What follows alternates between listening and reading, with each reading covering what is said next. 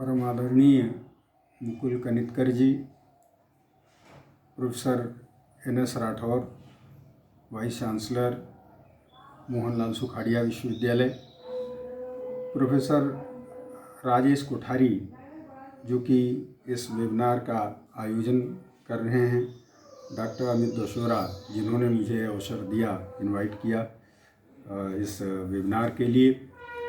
आज का वेबिनार स्वावलंबी अर्थव्यवस्था नवीन भारत के विकास का रोडमैप इस विषय पर आयोजित है। यह विषय बहुत महत्वपूर्ण है, कई दृष्टि से महत्वपूर्ण है। पहली बात यह है कि हर देश का विकास का अपना मैप होता है, विकास का अपना एक खाका वो तैयार करता है, कैसे देश का विकास होगा, और समय के साथ वह रोड मैप भी परिवर्तित होता है क्योंकि परिस्थितियां परिवर्तित होती हैं। और उससे महत्वपूर्ण बात यह है कि स्वावलंबन का अर्थ भी बदलता है परिस्थितियों के परिवर्तन होने से। तो इस दृष्टि से एक नए भारत में, नई परिस्थितियों में एक स्वावलंबी अर्थव्यवस्था के साथ कैसे हम नवीन भारत के विकास का रोड मैप तैयार कर सकते हैं, उस पर मैं अपनी बात को आपके समक्ष प्रस्तुत करना चाहता हूँ। भारत के स्वतंत्र होने के पहले ही जब स्वतंत्रता की झलक दिख रही थी, तभी गांधी जी ने एक भारत के विकास का रोड मैप तैयार किया था। गांधी जी के उस रोड मैप में चूँकि भारत गाँव में बसता है, इसलिए ग्रामीण व्यवस्था से जुड़े हुए सारे कार्यक्रम, सारे क्रियाकलाप उसमें शामिल थे। कृषि था, छोटे छोटे उद्योग थे, जो कामगार और दस्तकार थे उनके लिए भी पर्याप्त जगह थी। और इस तरह से एक स्वावलंबन पर आधारित एक स्वावलंबी अर्थव्यवस्था का विकास भारत के लिए उन्होंने कल्पना किया था। उनका बड़ी टेक्नोलॉजी में विश्वास नहीं था कि उसके माध्यम से भारत विकास कर सकता है या भारत को विकास करना चाहिए। लेकिन 1948 में ही गांधी जी का देहावसान हो गया। इसके बाद पूरी तरह से जिम्मेदारी भारत को दिशा देने की, भारत के विकास का रोड मैप तैयार करने की पंडित नेहरू, जवाहरलाल नेहरू जी पे आई। जवाहरलाल जी की अपनी विशेषताएं थीं, अपना परिवेश था। जैसे उन्होंने कैम्ब्रिज से अपनी शिक्षा प्राप्त की थी। भारत को जो उन्होंने देखा था, उस भारत में गांव में तमाम अंतर विरोध था समाज में, जाति, स्त्री पुरुष, जमींदारी आदि के तहत विविध प्रकार का अवशोषण ग्रामीण व्यवस्था में थी। और दूसरी तरफ उन्होंने यह भी महसूस किया कि अंग्रेज़ों ने भारत का अवशोषण इतना अधिक किया कि भारत परम दुर्दशा को प्राप्त हो गया। इसलिए उनको भारत में अपने आप रोड मैप तैयार करने के लिए कोई बहुत अनुकूल व्यवस्था नहीं दिख रही थी, एक अनुकूल विचार नहीं दिख रहा था। तो उन्होंने यह महसूस किया कि नहीं, जो पश्चिम का विज्ञान है, पश्चिमी देशों की जो उपलब्धियां हैं, चाहे वो अमेरिका का लिबरलिज्म हो या रूस का 25 वर्षों के अंतर्गत वह सब प्राप्त कर लेने की स्थिति जो कि यूरोपीय देश 100 साल में कर पाए थे, इन सब चीज़ों ने नेहरू जी को आकर्षित किया और उसके आधार पर उन्होंने भारत के विकास का रोड मैप तैयार किया। अब उस स्थिति में उनको कोई विदेशी जानकार चाहिए भी था। उन्होंने कैम्ब्रिज विश्वविद्यालय से जुड़े हुए PC महालनोबिस को अपने यहाँ आमंत्रित किया। महालनोबिस जी स्वयं अर्थशास्त्री नहीं थे, वो स्टैटिस्टिशियन थे। भारत आए, भारत के लिए उन्होंने कैसी योजना तैयार की जाए उसका खाका तैयार करने लगे और उस क्रम में उन्होंने अपने सामने देखा कि रूस का मॉडल है जिसमें सरकार महत्वपूर्ण भूमिका निभा रही है देश के विकास में, बड़े उद्योग महत्वपूर्ण भूमिका निभा रहे हैं और पूंजीगत तकनीक के आधार पर विकास का खाका खींचा जा रहा है और उसके आधार पर रूस ने उस अप्रतिम सफलता को प्राप्त किया था। तो एक मॉडल उनके सामने उपलब्ध था, लेकिन उस मॉडल में कितनी अच्छाई थी, चूंकि वो स्वयं अर्थशास्त्री नहीं थे तो बहुत आश्वस्त नहीं थे उसके उपयोगी होने में। तो उन्होंने रूस का भी दौरा किया, इसके अलावा जापान भी गए, जापान की अर्थव्यवस्था का भी उन्होंने अध्ययन किया। फिर अमेरिका में लियोन्तिफ का वो समय था, प्रकांड अर्थशास्त्री लियोन्तिफ से उन्होंने इनपुट आउटपुट मॉडल के आधार पर कैसे अपने विचार को आगे मूर्त रूप दिया जा सकता है उस पर भी चर्चा की। फिर उन्होंने जॉन रॉबिन्सन को भी भारत में इनवाइट किया गया और उन्होंने उनसे भी सलाह मशविरा किया, जिन्होंने कि उस मॉडल को, उस रोड मैप को सहमति दी कि नहीं, यह भारत के लिए उपयुक्त मॉडल होगा। हालांकि उस समय बहुत से लोग थे जिन्होंने कि उस मॉडल से अपनी सहमति नहीं दी, नहीं सहमति प्रदान किया।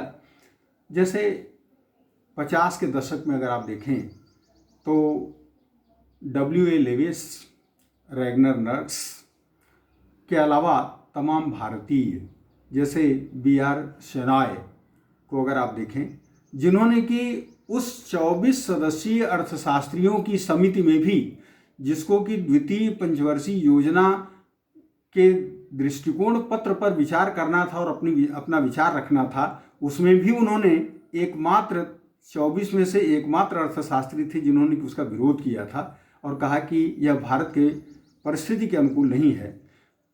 उनके अलावा लगभग 50 के ही दशक में बॉम्बे स्कूल के C.N. वकील और P.R. ब्रह्मानंद जैसे विचारधारा के लोग थे जो कि वेज गुड्स मॉडल यानी आम लोगों की आवश्यकता की वस्तुओं को महत्व देने की बात कही और ये माना कि इसी के सहारे भारत यदि विकास करने का प्रयास करता है तो यह दीर्घकाल में भारत एक विकसित राष्ट्र हो पाएगा। जब हम इसके आगे की बात करते हैं तो हमको ये लगता है कि उस समय भी कुछ अर्थशास्त्री ऐसे थे, जैसे मिल्टन फ्रीडमैन को आप देखें या फ्रेडरिक हैक को देखें, तो फ्रेडरिक हायक ने या मिल्टन फ्रीडमैन ने भी, जो कि जिन अर्थशास्त्रियों ने आगे चलकर नोबेल पुरस्कार भी प्राप्त किया अर्थशास्त्र में, इन्होंने भी इस मॉडल को अपनी तरफ से सहमति नहीं दी। इन लोगों ने कहा कि भारत की, जैसे मिल्टन फ्रीडमैन ने कहा कि भारत में इतनी बड़ी जनसंख्या है, गाँव में रहते हैं लोग, तो इसको अपने ह्यूमन कैपिटल को डेवलप करने का प्रयास करना चाहिए और इसके उपयोग का प्रयास करना चाहिए, उसके आधार पर विकास का कोई रोड मैप तैयार करना चाहिए। सेना ने भी कहा कि उनका पूंजीवादी अर्थव्यवस्था के प्रति बहुत लगाव है, इसलिए वो नहीं इसका पक्ष ले रहे हैं या इसका विरोध कर रहे हैं, उस मॉडल का, नेहरू जी द्वारा प्रदत्त मॉडल का। उन्होंने कहा कि नहीं, यह इसलिए मैं कर रहा हूँ क्योंकि जितनी बड़ी क्षमता हम सृजित कर रहे हैं उतनी भारत के पास अपने संसाधन हैं ही नहीं। ऐसी स्थिति में अगर हम कर्ज लेते हैं विदेशों से या हम नए नोट छाप कर या जिसको डेफिसिट फाइनेंसिंग करते हैं, तो उसके परिणाम स्वरूप काफ़ी तेज़ी से वस्तुओं की कीमत बढ़ेगी और आम उपभोग की वस्तुओं के अभाव के कारण दिक्कतें बढ़ जाएंगी। खैर, इन सब विरोधों को नहीं माना गया और उस रास्ते पर आगे बढ़ गए। उस रास्ते पर आगे बढ़ने के बाद द्वितीय पंचवर्षीय योजना में औद्योगिक क्षेत्र पर और बड़े उद्योगों पर, जिसमें खासकर अगर आप देखें तो आयरन एंड स्टील इंडस्ट्री और बड़े बड़े बांध, इनके निर्माण के लिए जो योजनाएं बनी, तो बड़ी मात्रा में राशि खर्च की गई उसका प्राविधान भी किया गया, लेकिन जब द्वितीय पंचवर्षीय योजना समाप्त हुई तो माना गया, ये पाया गया कि वहाँ तो कुछ भी नहीं मिला और जो पहली पंचवर्षीय योजना की उपलब्धियां थीं वो भी समाप्त हो गई, क्योंकि कृषि क्षेत्र में भी चूंकि उसकी तरफ उपेक्षा की गई, उस उपेक्षा के परिणाम स्वरूप कृषि भी ठीक से आगे नहीं बढ़ पाई। तीसरे योजना में फिर दोनों को मिला के दिया गया। अब इसको अगर आप देखें तो कुछ ऐसी घटनाएं घटित हुई जो कि हमें यह बताती हैं कि आखिर में हमारा रोड मैप क्या होना चाहिए और स्वावलंबन का अर्थ क्या है। जैसे अगर 1962 की स्थिति देखें तो 1962 में चीन ने भारत पर आक्रमण किया। उस आक्रमण के परिणाम स्वरूप भारत की कमजोरी का लाभ उठाकर चीन ने एक बड़े भूभाग पर भारत के कब्जा कर लिया और उसके बाद जो नेहरू जी का अपना स्पष्टीकरण संसद में आता है कि जिस भूभाग पर चीन ने कब्जा किया है वहाँ पर घास का एक तिनका भी उगाया नहीं जा सकता।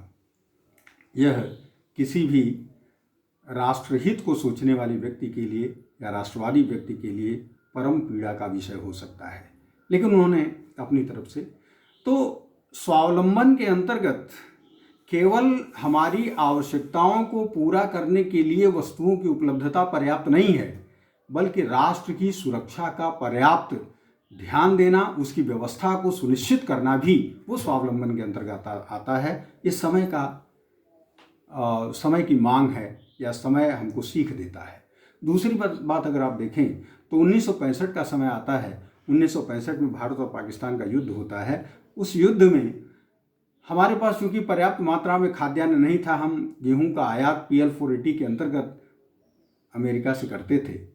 अमेरिका ने तमाम उस युद्ध के अंतर्गत पाकिस्तान का पक्ष लेते हुए हमारे ऊपर प्रतिबंध शर्तें लगाने का प्रयास किया और हमें अपने आत्मसम्मान के लिए तत्कालीन हमारे प्रधानमंत्री लाल बहादुर शास्त्री जी ने ये कहा कि हर भारतीय सप्ताह में एक दिन व्रत रखेगा, लेकिन अमेरिका से आयात गेहूं का नहीं किया जाएगा। यानी जो जीवन के लिए अति आवश्यक वस्तुएं हैं, हमको उनकी सुनिश्चितता अनिवार्य रूप से करनी ही चाहिए और विकास के अनावश्यक मोह में पड़कर हमें इन मौलिक सुविधाओं, मौलिक आवश्यकताओं की उपेक्षा नहीं ही करनी चाहिए। ये दो बातें और वो स्वावलंबन के अंतर्गत निश्चित रूप से आती हैं। आगे चीज़ें चली तो अगर आप देखें तो 1969 के आते आते जहाँ ये अपेक्षा की गई थी कि नहीं समय के साथ जो विकास होगा देश का, उस विकास से सारे लोग लाभान्वित होंगे और गांव का गरीब किसान सबकी स्थिति सुधरेगी। परिस्थिति ये आ गई कि गरीबी और बेरोजगारी अपने चरम पर पहुंच गया और फिर बेरोजगारी और गरीबी को दूर करने के लिए विशेष रूप से प्रयास करने पड़े, विशेष रूप से कार्यक्रमों की आवश्यकता पड़ गई। फिर आगे हम जानते हैं कि 72 में पुनः युद्ध हुआ भारत का और फिर उसके बाद उसके पहले ही अगर आप देखें तो हमने अपनी योजनाओं को 3 वार्षिक योजनाओं के माध्यम से हम आगे बढ़े। अपनी पंचवर्षीय योजनाओं को वहाँ स्थगित करना पड़ा। फिर चौथी योजना आई और चौथी योजना के समय और मतलब कीमतों में बहुत बेतहाशा वृद्धि हुई। 1975 के आते आते हमें देश में संकट काल का, जिसे इमरजेंसी कहिए, इस इमरजेंसी का सामना करना पड़ा। सारे नागरिक अधिकारों को रोक दिया गया, स्थगित कर दिया गया। तमाम लोग जो नागरिक अधिकारों की बात करने वाले थे उनको जेल में डाल दिया गया। तो ये परिस्थितियां आईं। असल में इसके बाद जब जनता पार्टी बनती है तो फिर एक दूसरा रोड मैप आता है सामने। जनता पार्टी 1977 में अपना नया रोड मैप लेकर आती है विकास के लिए, जिसके अंतर्गत गांव, छोटे उद्योग, छोटे कारीगर, छोटे उद्यमी को शामिल करते हुए वो रोड मैप तैयार किया जाता है। लेकिन दुर्भाग्य से वह चूँकि सरकार ही अस्थिर थी, बहुत जल्दी समाप्त हो गई, इसलिए उसको हम कारगर रोड मैप नहीं मान सकते। एक दिशा देने का उन्होंने प्रयास किया। 1991 में जब नई औद्योगिक नीति लाई गई, नए आर्थिक सुधार किए गए, उस आर्थिक सुधार में जो LPG मॉडल पे आधारित था, लिबरलाइजेशन, प्राइवेटाइजेशन एंड ग्लोबलाइजेशन पर आधारित था, उसे मैं रोड मैप नहीं मानता हूँ, क्योंकि वो देश की मजबूरी में परिस्थितिवश उठाए गए कुछ कदम थे जो कि अपरिहार्य थे। 1991 में ऐसी स्थिति देश की हो गई थी कि हमारे पास अपने आयात को पूरा करने के लिए जो विदेशी मुद्रा का भंडार था इतना कम था कि शायद हम अपने उन आयातों को रख नहीं सकते थे, निरंतर नहीं कर सकते थे। तो तमाम IMF के द्वारा हमारे ऊपर शर्तें रखी गईं। उन शर्तों के अंतर्गत कुछ रिफॉर्म्स की बातें थी कि नहीं, आपको देश के अंदर ये रिफॉर्म करना पड़ेगा। तो उस मजबूरी में हमने 1991 का सुधार अपने यहाँ ले आना पड़ा हमें। इसलिए उसको भी मैं एक अलग रोड मैप के रूप में स्वीकार करने के लिए तैयार नहीं हूँ। वास्तव में एक रोड मैप, विकास का रोड मैप 2014 में बना। 2014 में इसलिए बना क्योंकि परिस्थितियां, सोच, विचार, सत्ता, सारी चीज़ें परिवर्तित हो गई थी और उन परिवर्तित परिस्थितियों में अब धीरे धीरे एक अलग माहौल बनने लगा था और स्वावलंबन का अर्थ भी बदलने लगा था, जिसको कि हम आगे अगर 2019 की स्थिति को देखें तो काफ़ी स्पष्ट हो जाता है कि 2019 में राजनीतिक विरोध के नाम पर जिस प्रकार का नग्न तांडव देखने को मिला, स्वतंत्रता के नाम पर जिस तरह से सड़कों पर लोग उतर गए, जिस तरह से कानून और संविधान की धज्जियां उड़ाई जाने लगी, उसको देखते हुए लगा कि नहीं, चाहे हम जितना प्रयास कर लें लेकिन देश विकास नहीं कर सकता है, क्योंकि अंतर विरोध बहुत ज़्यादा है। और उस अंतर विरोध का कारण कोई वास्तविक नहीं था, उसका आधार कोई वास्तविक नहीं था, बल्कि उसका आधार अगर हम देखें तो राष्ट्र चेतना का अभाव था। हम ऐसा महसूस करते हैं कि समय के साथ विकास और राजनीति जिस तरह से अपने रास्ते को चुने, जिस रास्ते पर आगे बढ़ी राजनीति और आर्थिक विकास, उसका परिणाम यह हुआ कि लोगों में राष्ट्र चेतना का अभाव हो गया। और इसलिए स्वावलंबन और विकास की दृष्टि से अगर हम विकास का रोड मैप तैयार करना चाहते हैं तो हमको स्वावलंबन के अंतर्गत इसको भी शामिल करना पड़ेगा कि हम एक ऐसी राष्ट्रीय चेतना जागृत करें जो कि एकात्म मानव दर्शन पर आधारित हो। तो अगर ईमानदारी से हम बात करें तो विकास का रोड मैप केवल अर्थ, नीति और मनोविज्ञान पर आधारित होकर आगे बढ़ा, जबकि विकास का मार्ग, और हमारे यहाँ भारत में अगर आप देखें भारतीय चिंतन के अंतर्गत विकास का मार्ग केवल अर्थ चिंतन नहीं है, बल्कि अर्थ भी है, समाज भी है, राजनीति भी है और दर्शन भी है। जब सबको मिलाकर हम अर्थ का विश्लेषण करते हैं या अर्थ की कामना करते हैं और उसके लिए प्रयास करते हैं, तब राष्ट्र चेतना जागृत होती है और एकात्म मानव की एक अवधारणा पुष्पित और पल्लवित होती है। तो इस दृष्टि से हमको ये सोचना पड़ेगा कि हम नए युग के अनुरूप स्वावलंबन को पुनर्परिभाषित करें और उसके लिए हम अपना रोड मैप तैयार करें। इस दृष्टि से हम ऐसा महसूस करते हैं कि 6 कार्य ऐसे हैं जो कि आधुनिक परिवेश में स्वावलंबन का आधार बनेंगे और उसके आधार पर या उस पर आधारित होकर हमको अपने विकास का रोड मैप तैयार करना पड़ेगा। वो है पहला कि हमें आवश्यक वस्तुओं का उत्पादन करना ही पड़ेगा। आवश्यक वस्तुओं के उत्पादन में रोटी, कपड़ा, मकान, स्वास्थ्य सुविधाएं और शिक्षा, ये 5 चीज़ें अनिवार्य हैं। इनको हमें देना ही पड़ेगा, इसकी व्यवस्था हमें करनी ही पड़ेगी। इससे हम मुख नहीं मोड़ सकते, तभी स्वावलंबी अर्थव्यवस्था बन सकती है। दूसरी बात ये कि इन सब चीज़ों की व्यवस्था गांव आधारित विकेंद्रित अर्थव्यवस्था के द्वारा किया जाना चाहिए। गांव में सेल्फ सफिशिएंसी के लिए सारी कृषि जन्य वस्तुएं तो हैं ही, उसके अलावा जो आवश्यक उपभोग वस्तुएं हैं दैनिक जीवन की, उनके लिए भी छोटे छोटे कारखानों और उद्यमियों को सहयोग देके प्रोत्साहित करके वहाँ पर रोजगार भी सृजित करना चाहिए, बाजार भी सृजित करना चाहिए और उसके विकास का पर्याप्त प्रयास करना चाहिए, जिससे कि उत्पादन अधिक होगा और कुछ अतिरिक्त उत्पादन जो कि शहर में या दूसरे बाजारों में बेचा जा सके। तीसरी बात यह है कि विदेशी तकनीक और यंत्र उपकरणों का, जो आवश्यक विदेशी तकनीक है और आवश्यक यंत्र उपकरण हैं, उसका आयात हमको करना चाहिए और उस आयात का भुगतान हमें अपने जो ग्रामीण क्षेत्र में उत्पादित वस्तुएं हैं, हमारी तकनीक, हमारी अपनी देशी तकनीक से, हमारे अपने दस्तकारों और कामगारों की तकनीक से जो उत्पादित वस्तुएं हैं, इनके निर्यात के बल पर, जहां जिसकी कि विदेशों में मांग भी काफ़ी है, उसके आधार पर हमको निश्चित रूप से हम अपने आयातों का भुगतान कर सकेंगे।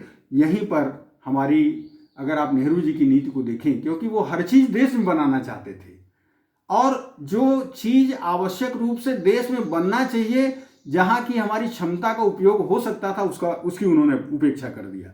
तो हम आयात प्रतिस्थापन की नीति पर चले गए बजाय कि निर्यात प्रोत्साहन की नीति पर जाने की। चौथी बात जो आज के परिप्रेक्ष्य में बहुत आवश्यक है, वह मजबूत राष्ट्रीय सुरक्षा की आवश्यक व्यवस्था। हमको एक मजबूत राष्ट्र, हम हैं शक्तिशाली राष्ट्र हैं, इसके लिए अपने सारे व्यक्ति और समाज की आवश्यकताओं को पूरा करने के साथ साथ इसको भी अपने ध्यान में रखना चाहिए कि इतिहास अपने आप को दोहरा न सके, जैसे कि 1962 में कभी हुआ। पांचवी बात यह है कि आज एक और महत्वपूर्ण परिवर्तन हुआ है, वह यह है कि